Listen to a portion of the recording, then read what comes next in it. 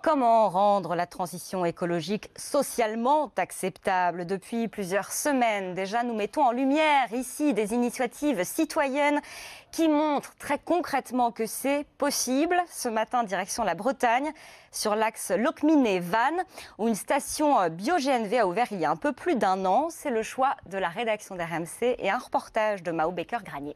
Dans cette station-service, on ne fait pas le plein d'essence, mais le plein de bio-GNV, un gaz naturel produit à partir de déchets qui ne polluent pas et en plus ne coûte pas cher. Ramener au litre, quand même, c'est 0,70 centimes, c'est-à-dire la moitié du diesel. Et en plus, on ne se salit pas les mains. Philippe Doris est imprimeur, les deux véhicules de son entreprise roulent désormais au gaz. Au niveau écologique, c'est important. Donc, parce qu'il n'y a pas de CO2, c'est zéro carbone quand même. Il n'y a pas à hésiter, il faut foncer. Foncer, c'est ce que voudrait aussi faire Édouard Kozigou. Ce distributeur de boissons a converti un de ses 150 poids lourds au gaz, mais pour le reste, il attend l'ouverture de nouvelles stations-service.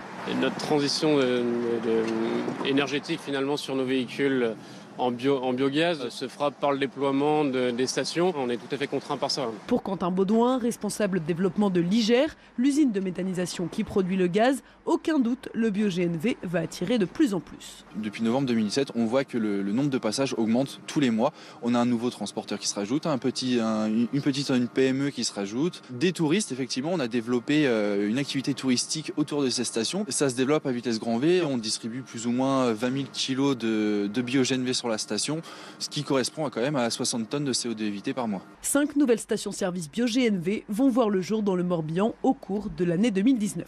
Et puis, on n'en est plus là, on le sait bien, mais tout de même, les prix des carburants ont de nouveau baissé la semaine dernière. 1,42 € en moyenne le litre de gazole, 1,43 € pour le sans-plomb. Mais ça pourrait ne pas durer. L'Organisation des pays exportateurs de pétrole et la Russie ont décidé d'abaisser leur production de barils à partir du mois de janvier et pour 6 mois.